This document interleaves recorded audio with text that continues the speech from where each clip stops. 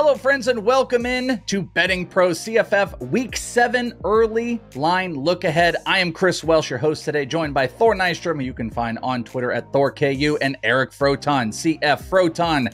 We are here to break everything down. There's a lot of games. They're all weighted into the second half, so you can sleep in, I think, just a little bit, unless degenerate like us, and you're still going to have to get some action on the front end.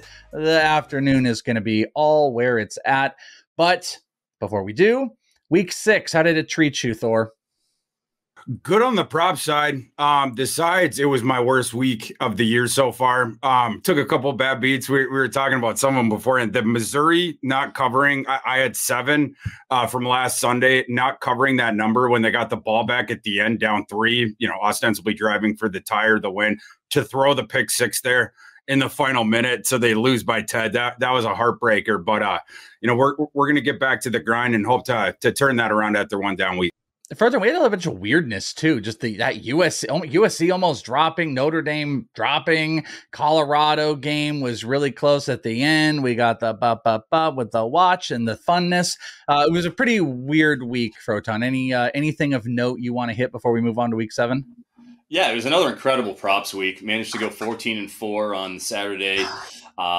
Settled lines. So that's obviously something people want to be aware of, myself and Thor. If you saw Thor and you follow him on X, you were serenaded to Cats in the Cradle in honor of the great Jaden Cradle, running back for Middle Tennessee State, obviously a household name now. He went under in his rushing yardage. That whole game was nuclear with the passing yards. And now we have Tuesday games coming up with Louisiana Tech and Middle Tennessee State again. Like, my gosh, guys, this is why we love college football. Tuesday games, Wednesday games, all week long. I can't wait to dive in. By the way, shout out to Cats in the Cradle. Growing up, it's the song my mom sung to me the most. She was a singer, and she would sing it to me for at least 12 to 13 years of my life. I thought that was her song. I thought she wrote that. And when I heard it out in the wild, I was like, whoa, what's going on with my mom's song here? And then I realized Cat Stevens ripping off Mama Welsh. I was like, Mama Welsh has got this down. I grew up with that song. Hey, Welsh, for Mother's Day, will you sing her my rendition of Cats in the Cradle? Oh, yeah. That'll be great. We'll do it all together. We'll do it together. We'll have a serenade for it. Yeah, I like it. We'll do that. All right. Well, let's jump into it. Like I said, we are very heavily weighted into the afternoon games. There's lots of early football. As everybody knows, we got football every single day going on. But we're going to be focusing on a lot of the big games towards the end. We do have some focal points from both of these guys that you guys wanted to hit on that aren't going to make the big main conversation. The only early game that we're going to be hitting, though, is Syracuse. Syracuse is going up against Florida State. Florida State is obviously 5-0. Syracuse 4-2. They're 0-2 in the ACC. So, Thor, let's jump over to that game as the first one. I thought I had written the line down here. Let's hear what the line is and what you've got on your adjusted line in this early slate game that we'll actually care about. Yeah, I'm seeing 18 dropping for the opener. My line, though, is Florida State minus 14.3. So I'm showing a little bit of value on Syracuse here. The tax baked in there right now, it's because of what we saw yesterday. I mean, Syracuse got absolutely blasted by a North Carolina team that appeared even a little bit more inspired with Tez Walker back. It's like they had the bounce in their step again. Drake May was awesome yesterday. If Drake May keeps playing like that, this UNC team is super duper dangerous. But yeah, I mean, as far as this game goes, Florida State's not going to have to deal with a Drake May thrower in this game. And we'll see how it ends up going. But I would lean Syracuse early in the week. Keep an eye on Johnny Wilson on the Florida State side. He's questionable for this game.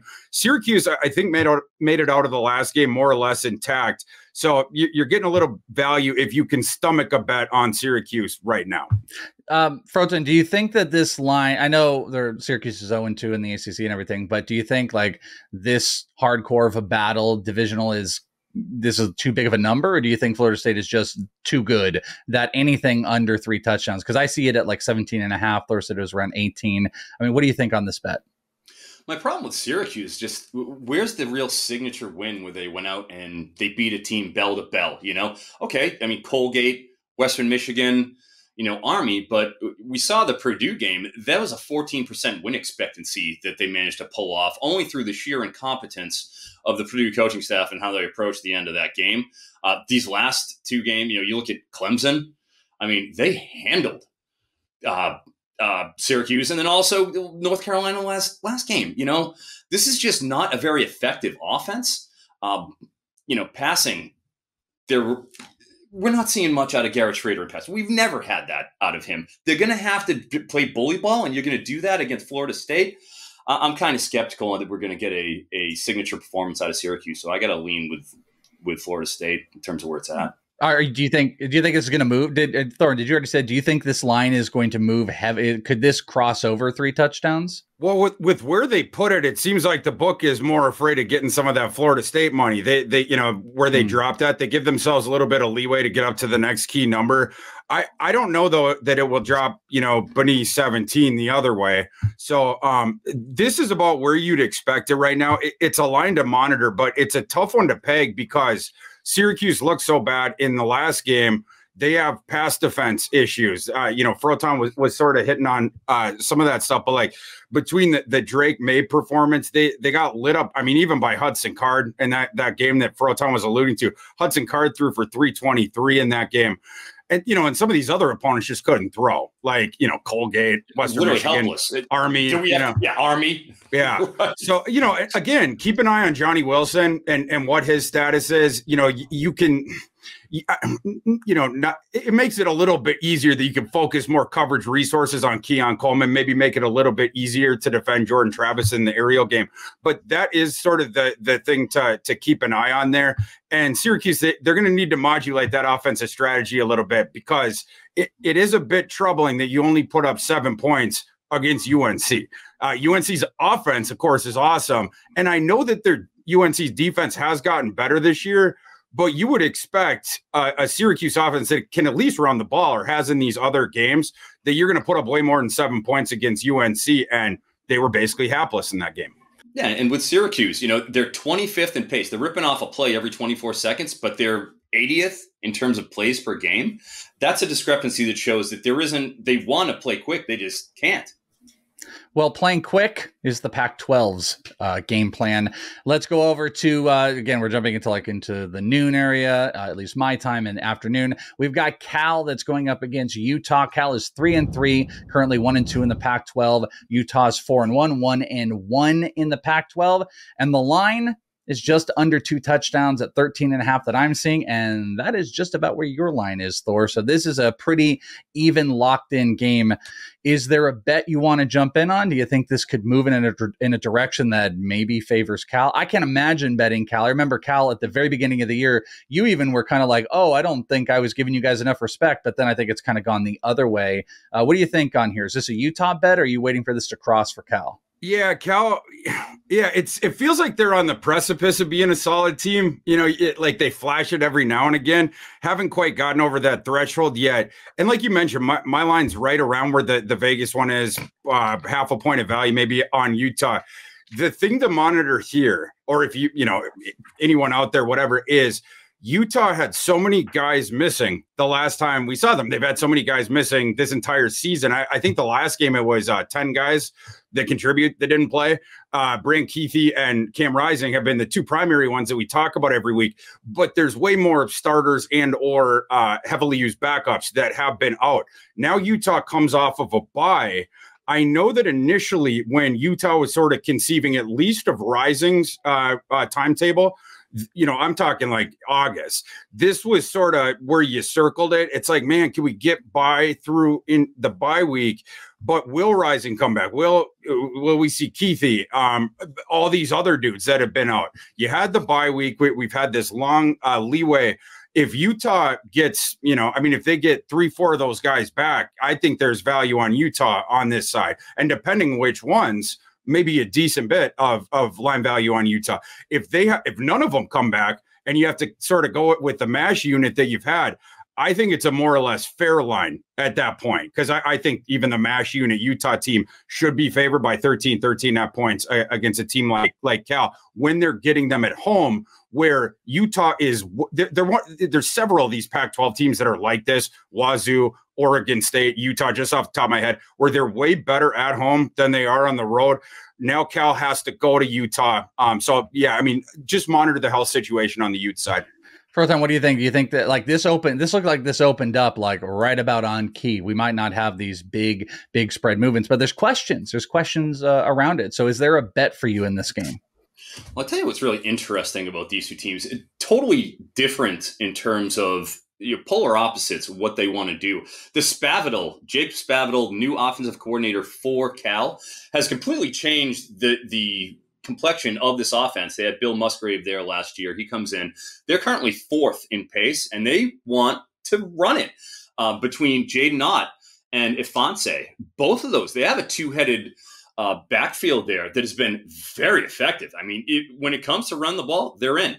I'm sorry, Sam Jackson, you're not quite for real, as the song would go. You know my name is the Lord. Yes, exactly, Sam Jackson. But yeah, I mean, the passing game is withering, and it's a one-dimensional offense. But I mean, they're putting points on the board for the first time of the Wilcox era.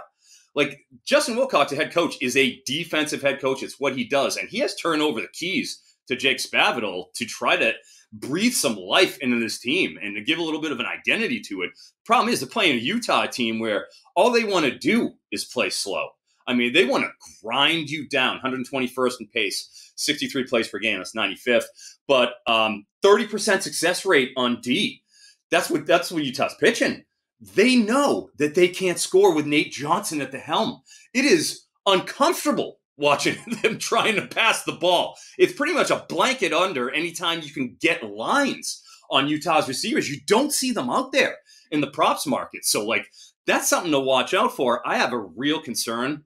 I don't know if Utah can score. Like, I tend to lean a little bit on the side of Cal here, just for the sheer fact that we haven't seen Utah be able to move the ball consistently. And we know that Cal will at least try to. To Froton's point, jumping off of that with Jaden Ott, of course, he is the enormous part of that offense. In this specific matchup, Utah's run defense is really good, number 8 success rate. The thing, though, that you can potentially get on that run defense, it's hitting the long ball. Utah's run defense is 82nd in marginal explosiveness. Interestingly, and this is heading into this past weekend because my numbers haven't updated quite yet as far as some of these advanced ones, but Cal heading into this past weekend was 71st in rushing success rate on offense, but 27th in marginal explosiveness. So it does sort of lean into that. Jaden Ott, if he can hit a couple long balls in this one, rip off a couple explosive runs, that's how Cal is going to stay within this number. But it's basically going to come down to that. They're going to be fishing for those explosive runs. If they can't get them, they're in trouble. Cal, they're heading into last week, 121st passing success rate on offense, 108th marginal explosiveness, to Froton's point about their struggles with the passing game. Is there it's right in line, just like the spread is the total. Is there a underplay at 45, or is there something we're looking for?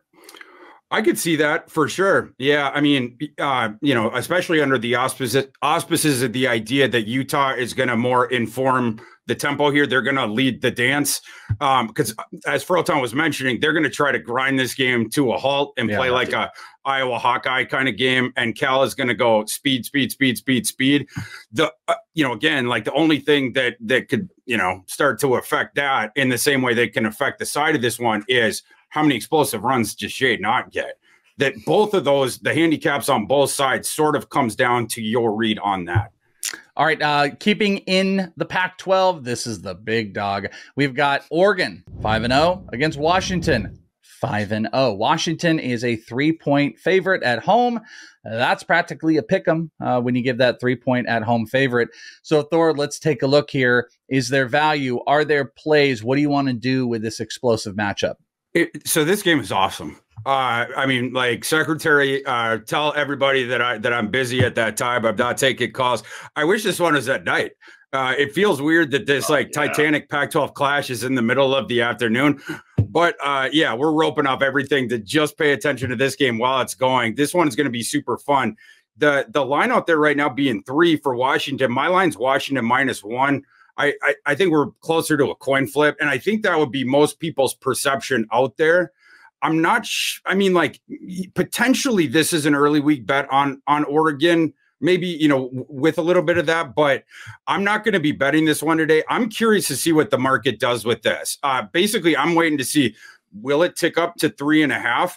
If it drops to 2.5, if you've waited and you like Oregon, you could always put a money line bet on Oregon. But yeah, very, very interesting matchup here. Froton, what do you need to lock in a bet in this game? This is going to have all the firepower, but what firepower or what ammunition do you need to lock in? Yeah, I mean, I'm right there with Thor. I think this is a straight coin flip. I think you have to take, if you're getting that field goal and it gets that point, heck, if it gets over it, I mean, it's an auto. I want the points because I kind of look at this as, you know, the Notre Dame Ohio State game a couple of weeks ago where I just feel like it was a coin flip and it comes down to the last play. And with these two teams, I mean, they're both pretty much unassailable.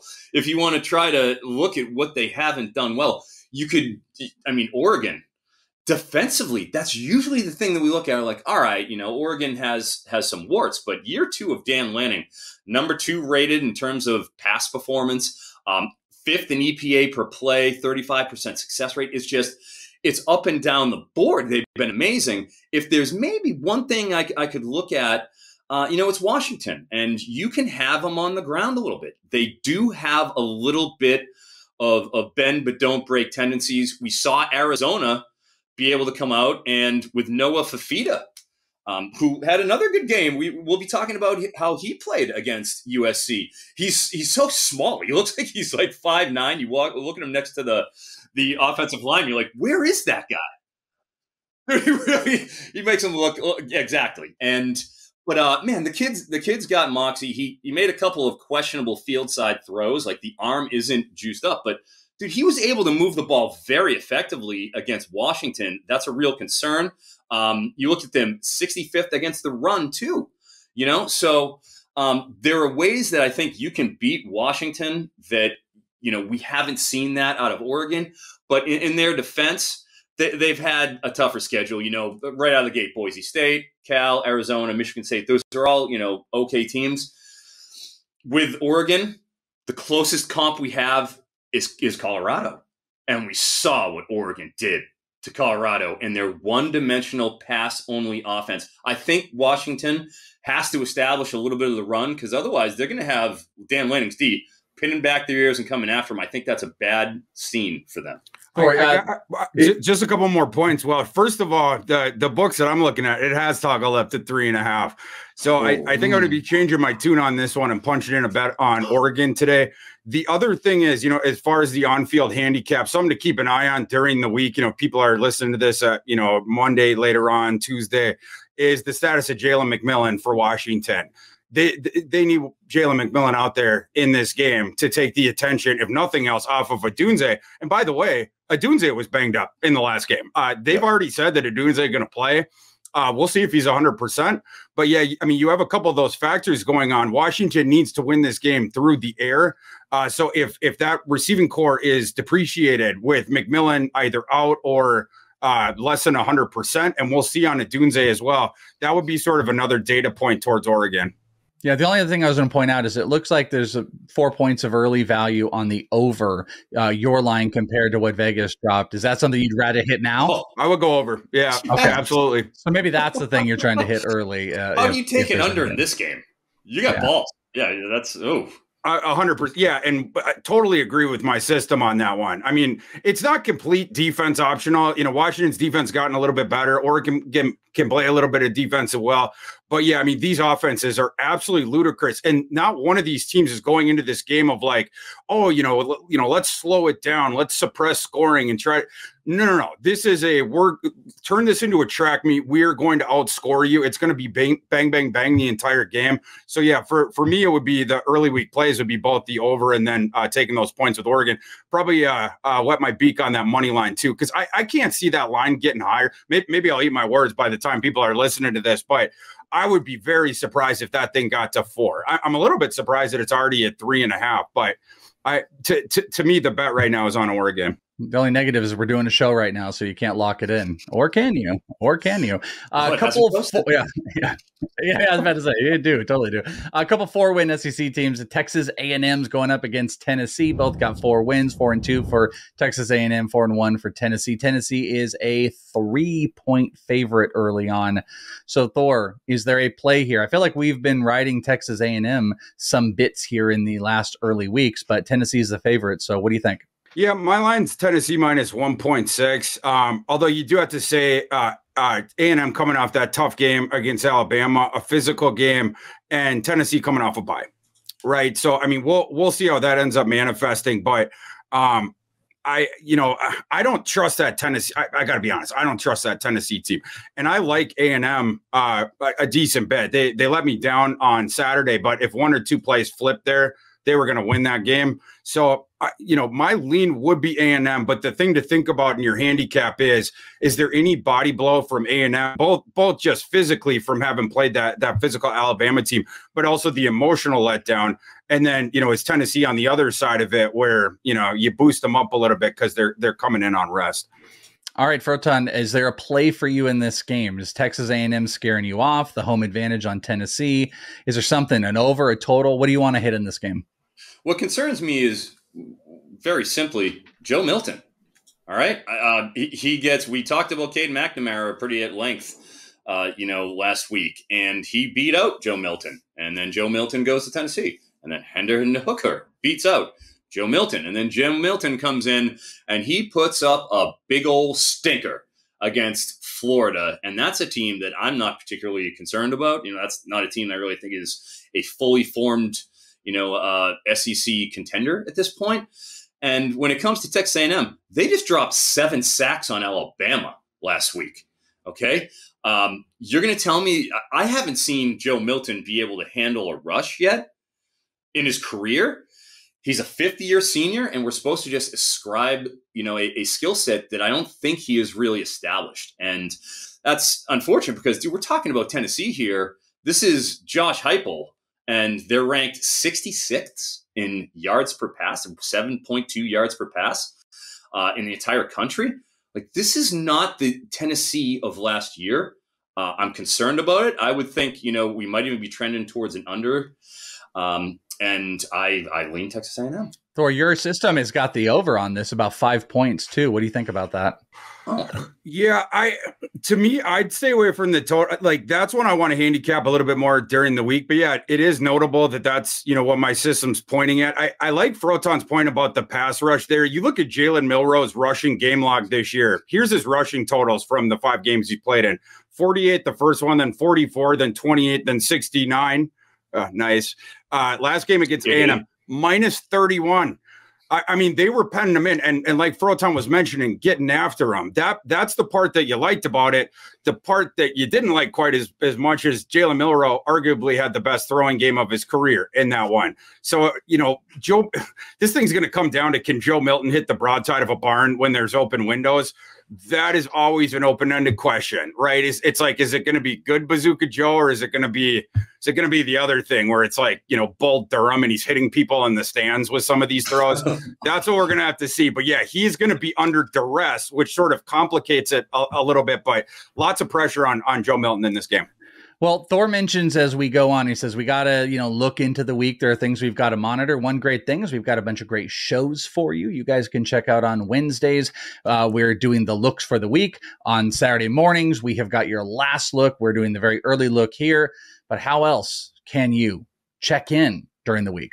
Betting Pros on the app for iOS or Android. You can follow all your favorite experts, just like Thor, top-rated bettors and bettors on hot streaks, and get instant notifications when new bets are placed. And you can customize those bets that can just be like ROI positive, specific markets for certain people. Take advantage of these features and a ton more. Download Betting Pros, the app, by visiting bettingpros.com/app, or just go to your app store, Apple, Android, wherever it is. Get locked in and follow your people today. Follow Thor. So exactly when he says we got to wait, while the week is going on, well, you're going to see when he hits it. You can get that notification and you can follow. Why would you not want to do that?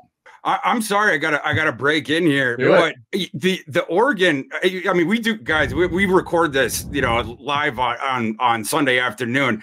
So you see some crazy line movement. Literally in the last 5 minutes, that Oregon line went from 3.5 to 2.5 across the Bucks. Some group up there just smoked the Ducks. So the thing that we said 5 minutes ago on the show is no longer applicable. The smart folks out there were waiting for that 3.5, and they just nailed it. It'll be interesting to see. I mean, we might even find this out on this recording. Are other sharp groups that prefer Washington, now that the thing is back to 2.5, are we going to get this thing volleyed back to 3?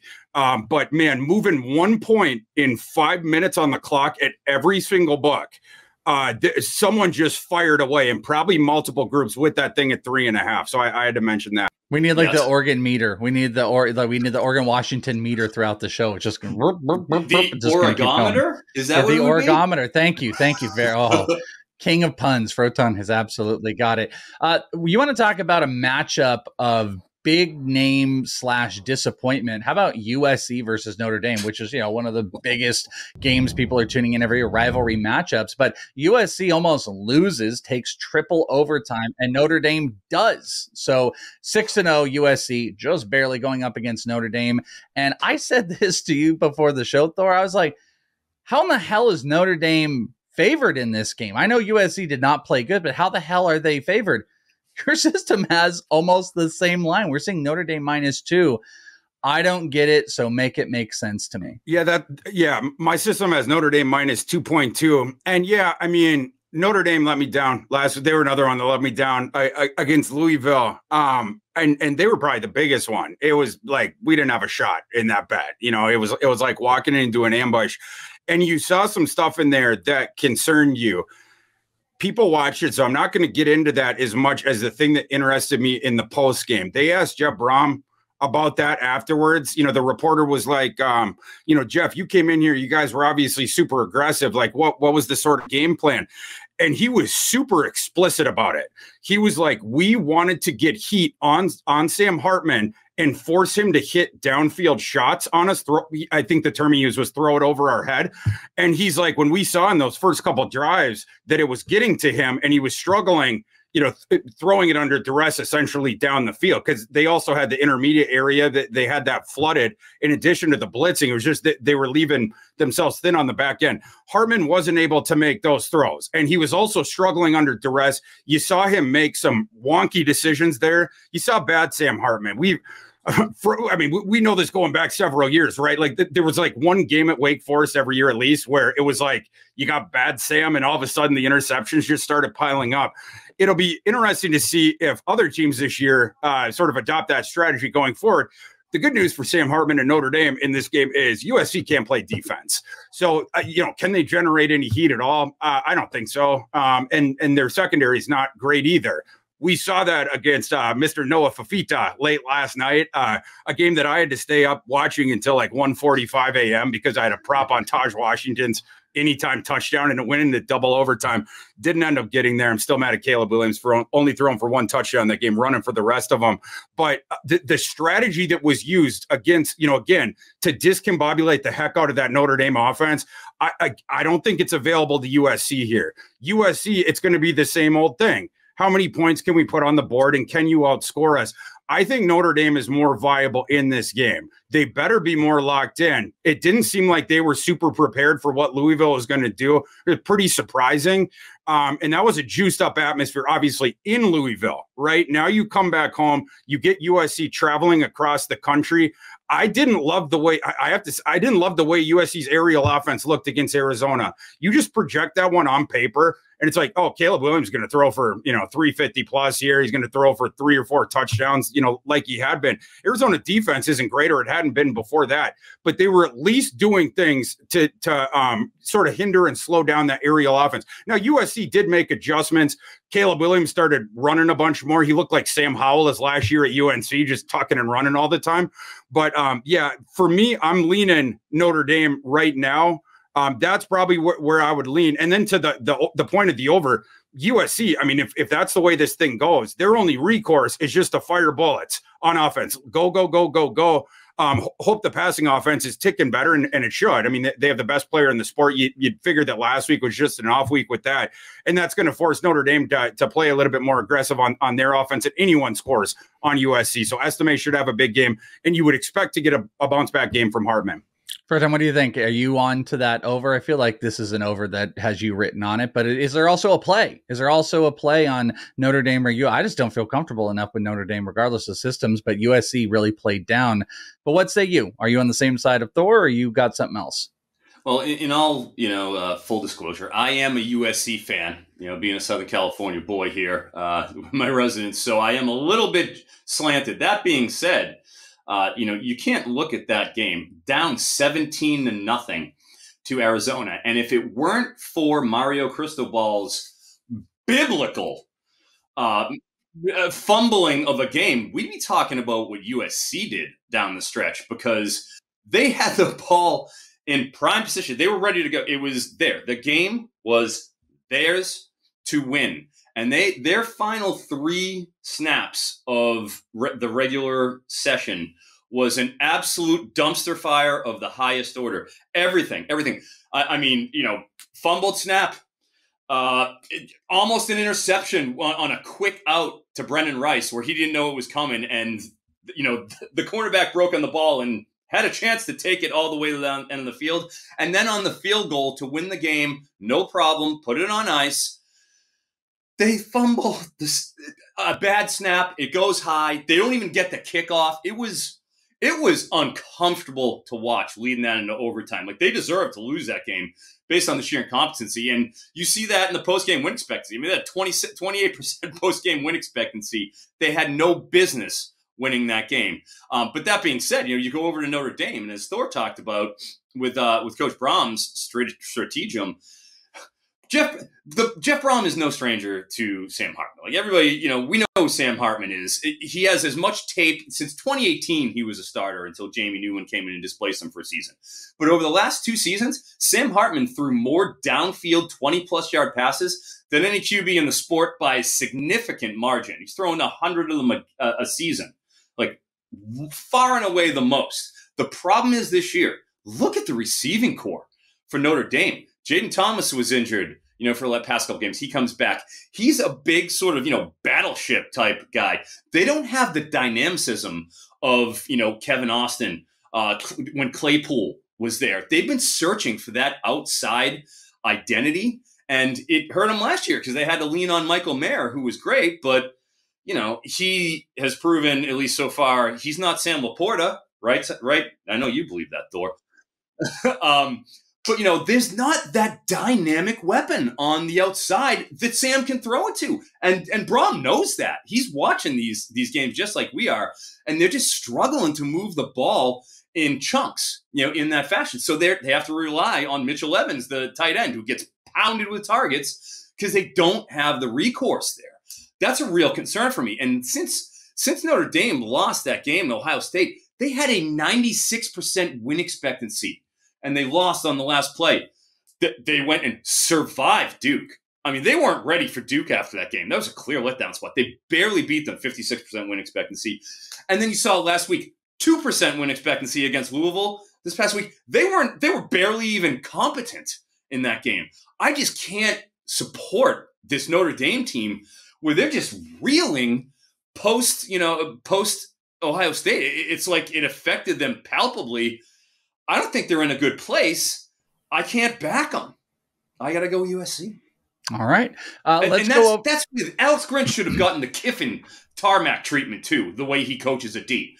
Straight up, he should have gotten fired on the tarmac. But here we are. So, all right, next game up, we've got Miami going up against North Carolina. North Carolina UNC is 5-0. Miami's been a fun team to bet. A lot of people in on that. 4-1. Wow. UNC is a 4.5-point favorite.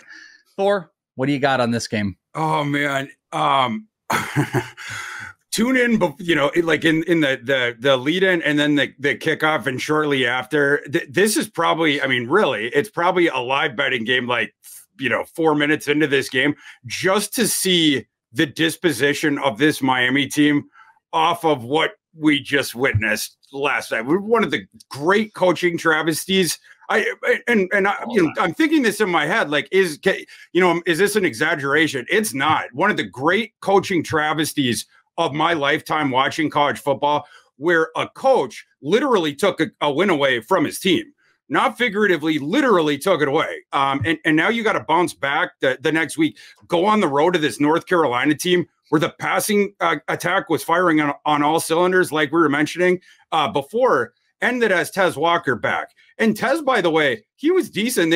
They targeted him. They wanted to get him involved in that bonanza where they almost threw for 450 yards in that game against Syracuse. But, Tez was feeling his way back. So it's like a couple of the other receivers are the ones that were truly going ballistic. You would expect Tez to get better.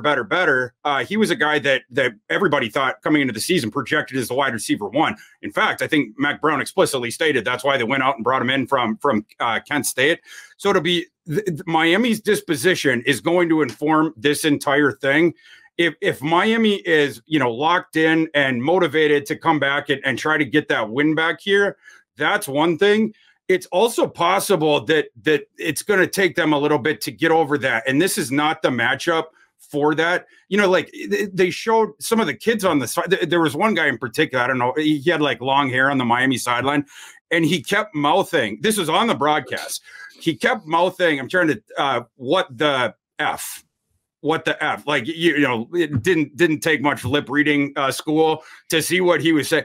That team now has to turn around 7 days later. And by the way, I'm showing a little bit of line value on UNC, even outside this vacuum right now. UNC -4 is my line. I would definitely lean with UNC right now, but this is one you're listening to this during the week. The thing to monitor with this game, even in advance, is just the quotes coming out of Miami. Are the players discontented about this? Are they sort of fixating on this? Or is all the focus now and all the talk, we've moved beyond that. We're only focused on North Carolina. It'll be interesting to see the quotes too, to try to play a little bit of pop psychologist, but just the handicap of it right now, I would lean towards North Carolina. Yeah, Froton, also there's a little bit of value on the over, just a tiny bit, couple points on Thor system on the over, a little bit on the spread. Is this something you would try to smack right now before things, if there is a lot of negative talk out there and the line starts to move in the wrong direction? Either way, what side would you want to bet on this one? Definitely North Carolina. I don't think you can't put your hard-earned money on Miami after that showing. And you know what? I think actually, and it's in Miami, I think that kind of works against them a little bit. Hell, I'd rather be on the road after that. If you could have some sort of, oh, I'm sorry. It's at North Carolina. I'm sorry, I looked at the wrong one. Good. This is good. They want to be on the road here for this. But that being said, to illustrate it just for the people watching, they snapped in college. There is a 40-second play clock. And as I'm watching this, I went and looked, and they snapped the ball. Miami snapped the ball at 34 seconds exactly on a third down. So they have fourth down left, where literally all they had to do was kneel on it. There's 34 seconds left. If you want to take a step back and do that little thing and do it, you don't even have to. There's no nuance to it. It's just snap it and go down. Victory formation is called victory formation for a reason. I think like maybe subconsciously, the reason why he kind of ran it is because Don Chaney Jr., who is, he went through a lot of injury issues, ripped up his knee last year, comes back. Is behind Henry Parrish. He took over that role. He had over 20 carries. He had over 100 yards in that game. Was he trying to kind of get Don Chaney, the confidence and just get him as many reps as he could for somebody who, was a highly, highly touted prospect coming out of high school, top 10 running back 2 years ago, and he just wants to get him those game reps to get him ready for North Carolina? That's the only thing I can think that even makes marginal sense. But as discussed, these are two of the most talented teams, in the ACC, with NC 15th in terms of 247 sports talent, composite talent rating. Miami 12th. So the talent is not the issue. These are both two excellent teams.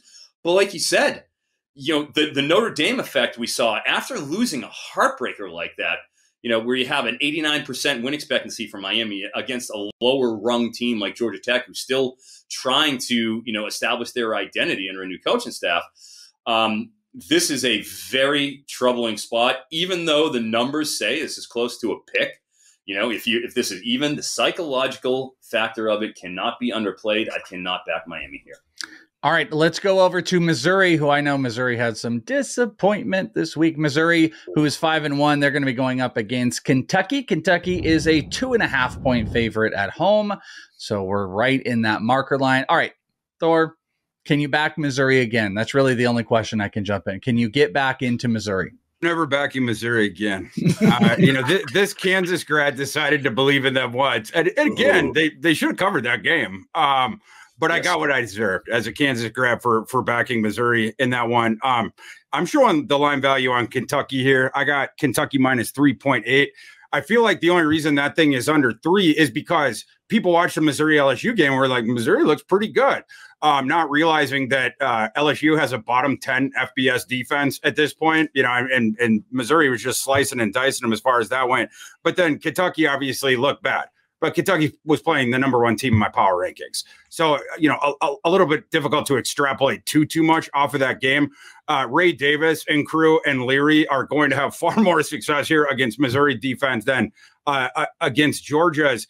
And Missouri's offense, which had absolutely no problem completing balls and as anyone against LSU. And then the receivers are just, they break one tackle attempt, a feeble tackle, and then they're just galloping in open space or whatever. That is not going to be the same case against Kentucky. If you just erase sort of those things, you go back, if this was a week ago and it was a look ahead line, I'm pretty sure this one would have been sitting more at Kentucky minus 4.5, minus 5. So getting, 2.5 right now, the play for me is Kentucky. All right, Froton, are you on the same front here? Do you want to lock this in at 2.5? That's a nice key marker before, or are you playing the other side? Yeah, with Missouri, like what's the team that they've beat where you go, oh wow, now there's a dominant Missouri performance that I can get behind, like. Played South Dakota. K-State, right? And then K-State got smoked by Oklahoma State, who had only beaten, I think, one other FBS team this year. Correct. Is exactly where I was going, my friend. And who was piloted by which quarterback? Oklahoma State. Who was it again?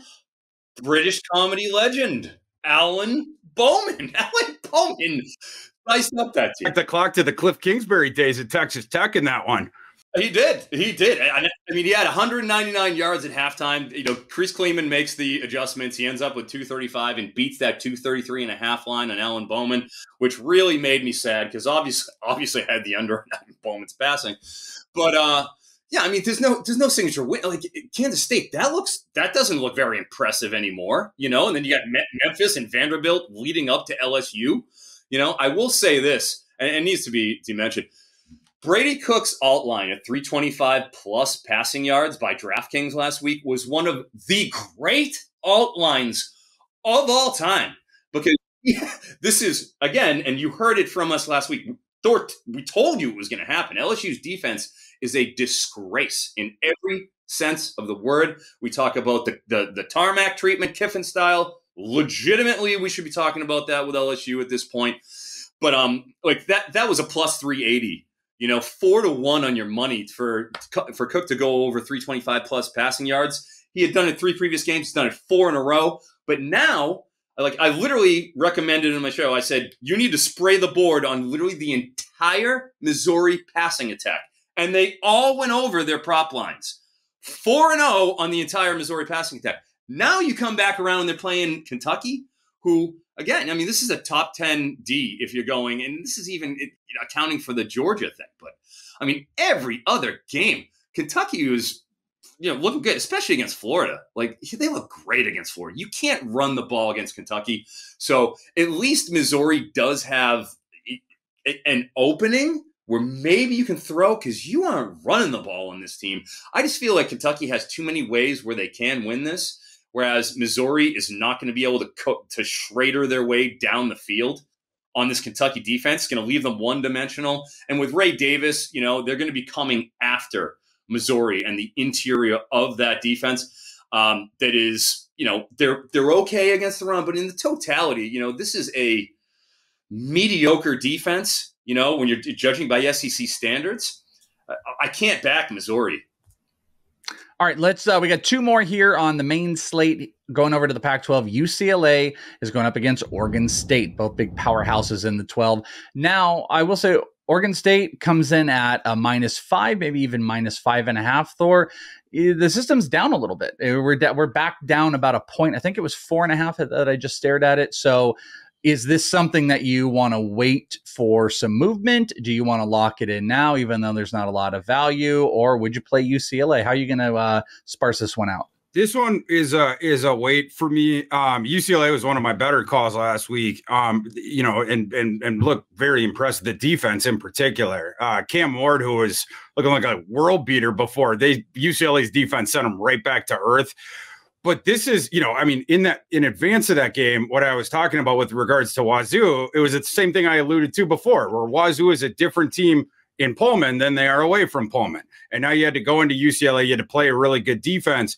Now for UCLA, it becomes the opposite one, where now you're in a bad spot because now you're heading out there to Corvallis, where Oregon State is awesome and has a really good cover rate, can play defense for sure. And your true freshman quarterback is, you're going to have to play well for you to remain viable in this game. My system not really showing much value on either side. I do have the 4.5. It's a 5.5 right now. But you can for sure just bake in a point for the fact that it's in Corvallis and the other team has a true freshman quarterback going. And it's also not over a key number. So I'm comfortable in saying that. For me right now, that's a stay away. But those factors are what you need to consider when you're handicapping this game. Yeah, I'm paying attention to Oregon State because I took Oregon State early in the week and the line actually came back down, but we still covered. So we didn't even have to sweat that too much.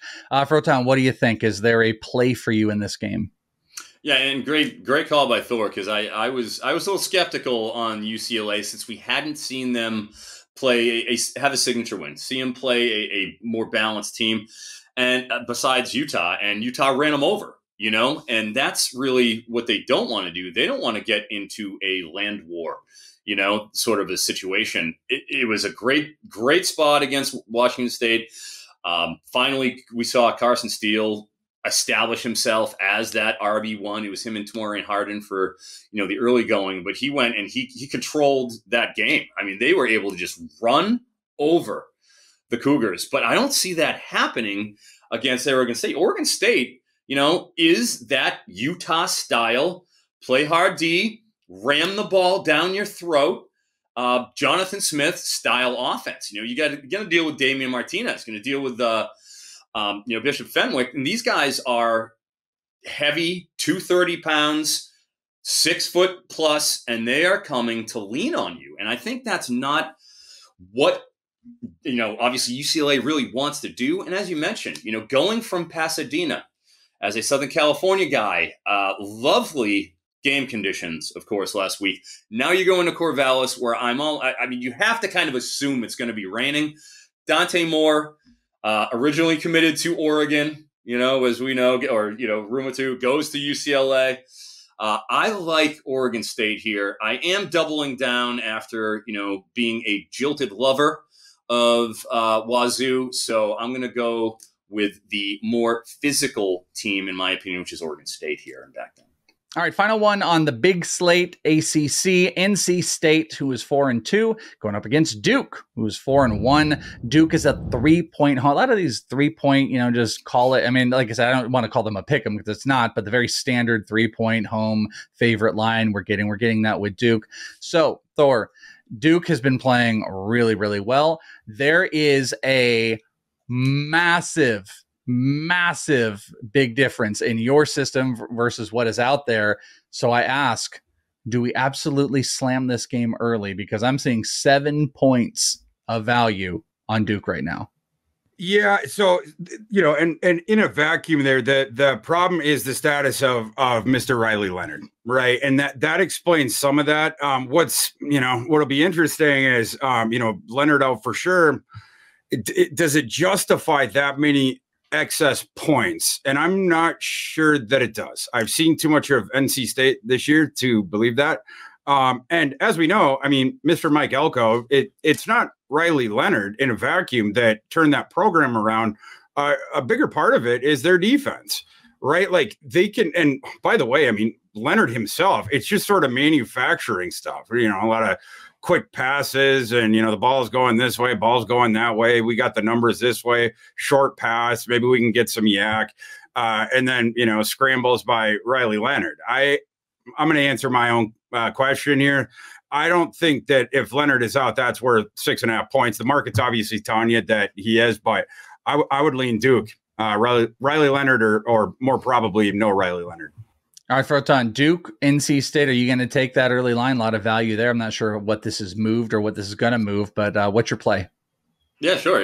As stated, it's the Riley Leonard effect, of course. And I don't, having watched a couple of games of NC State's, I don't feel particularly confident about predicting what this team is going to do, especially considering they just told Brennan Armstrong to go and hit the bricks. Offensive coordinator, they hired Robert Anae, who was at Virginia for a few years, the Bronco Mendenhall, went to Syracuse last year, and then comes over here and he transfers over Brennan Armstrong from Virginia to come and be his QB at NC State. And he had wild success with the Cavaliers. However, here with, a similar theme to Sam Hartman, a very inexperienced and frankly star-starved wide receiver core. Who is their signature guy that you can bank on? Clearly, Armstrong didn't have continuity with them because they benched him. In comes MJ Morris, former 4-star, who was the starter last year before he got hurt. And you're throwing him in again. They're ranked 125th in passing performance, NC State, with a Robert Anae offense. 6 yards per pass, ranked 98th EPA per play on offense in general. You can go up and down. 4.8 yards per play. They've never been a run-oriented team by any means. So, what is their offensive identity exactly? There really isn't anything. And, is their defense been good? Yeah, they've been all right, but they're still allowing 27 a game. This is a very flawed NC State team. And even if, Riley Leonard is out and you have, and this is the next guy, Henry Bellin IV. He sounds like British royalty. Maybe this redshirt freshman quarterback is able to, lead the charge here. But I do know one thing, that the Duke defense coached by Mike Elko is no joke. Under 5 yards per pass, that's third in the country. 1 point per drive, fifth, allowing 12 points per game. At some point, NC State has to move the ball. And I just don't think they can. I can't back NC State in any circumstance against a very well-coached team. Final up here, we got a few highlighted things. We've got some adjusted lines and some line movement. So let's start. We've got 2 highlighted games that have got some value according to Thor. Memphis, Tulane, South Carolina, and Florida. You want to give us a quick little to-do about both of these games, Thor? Yeah, my line on the Memphis Tulane game, that in Vegas right now, it's Tulane -3. I got that thing as a pick 'em. I'm showing some value there on Memphis as far as that one goes. Memphis at home, big game for Memphis, and that crowd's going to be charged up. It's a Friday night game, and the other one was South Florida. South Carolina, Florida. I think this was a reverse line, right? Oh yeah. That's right. Yeah. Well, it's funny, when we got on this show, the lines have been moving all over the place. We were mentioning the Washington, Oregon one before. It toggled back up to 3. In the past 10 minutes. This is another. This one's just a slight move, but it does zap away some of that line value that we were talking about when we were coming onto the record. Right now, live at South Carolina -2.5. My line on that game is Florida -1. So 3 was the number that I wanted. It's not there right now. We'll see if it gets back to 3. That's where I would advocate coming in on Florida. But the other thing you can do if it doesn't get back there is maybe take a money line on it, because I think that one, it's more or less a coin flip, and maybe even a 51.5% shot or so for Florida. All right, Froton, you highlighted some games that have got some big movement, so let us know where the movement is at. Yeah, real quick, we'll just domino these through. Stanford at Colorado. The look-ahead line was -15 if you got it before game started, and then it opened up at -10, currently at 10.5. Then we get to West Virginia at Houston, opened at +6.5 for Houston, all the way down to 3.5 now. I think it might even cross that threshold. I really like West Virginia, though. I don't really subscribe to that. That Houston team's interior defense is so pathetic. They got run all over by Texas Tech. Fresno State at Utah State. It's more so it isn't the game line, but the total, my gosh, opened at 52.5 until everybody, basically did a conga line on this. 61.5 is where it's hanging at Showtime right now. And that's because we saw Utah State kind of emerge with that Gary Anderson offense finally, and Cooper Lagasse went nuclear last game. You're going to see points in this. Alabama, Arkansas opened at 17.5 and quickly went right up to 20.5. Has already crossed that. Might even get over that 21 threshold. Iowa at Wisconsin. Opened up at 7.5, minus 7.5. Wisconsin is up to minus 9.5. I think it'll probably keep going. We saw Deacon Hill. Anyone who is a Hawkeyes fan has the Deacon Blues, circa the great Steely Dan. If you don't want to know as a starter, Froton. Want to know as a starter? The guy went 3. He opened 3 for 14. Thor. Want to know as a starter? Oh, okay, fair enough. I'm the world's only Deacon Hill fan outside of his family. They call Alabama the Crimson Tide. Call him Deacon Hill, as Steely Dan would say. And Boise State at Colorado State. That opened up at minus 9.5 and to Boise State, and it with a 61.5 total. Opened at 52.5. It's now up to 61.5. So both of those games that we mentioned, like a couple of massive Mountain West movers, both of them 52 to 61. Huge moves for each of those. Couple of serious shootouts coming. I can't believe that was at 52 at Boise State, Colorado State. Gentlemen, we had so many games. We've got so much. There's a lot of early betting action you can get locked into if you want to make sure you are in line with everything, at least that we are doing. Make sure you get the Betting Pros app on your app store. Go to bettingpros.com/app or the Betting Pros app there. And you can get locked in to following Thor and everybody to get all the customized bets that you could possibly need. And also make sure that you are following us here on YouTube, youtube.com/Betting Pros. So you're notified when we go live. We've got the Wednesday show. We've got the Saturday show at 11 a.m. Farrell and Thor are going to get you with everything that you need right up until the end. So make sure you're locked into those. But if you've got the notifications on, bing, every time we're live, you got it. Plus this early line show, so you can lock in some of those early bets. Find them on Twitter at ThorKU. CF Froton. You can find me at Is It The Welsh. And thank you guys so much for hanging out with us for the Week 7 early line look ahead. We'll talk to you next time right here on Betting Pros.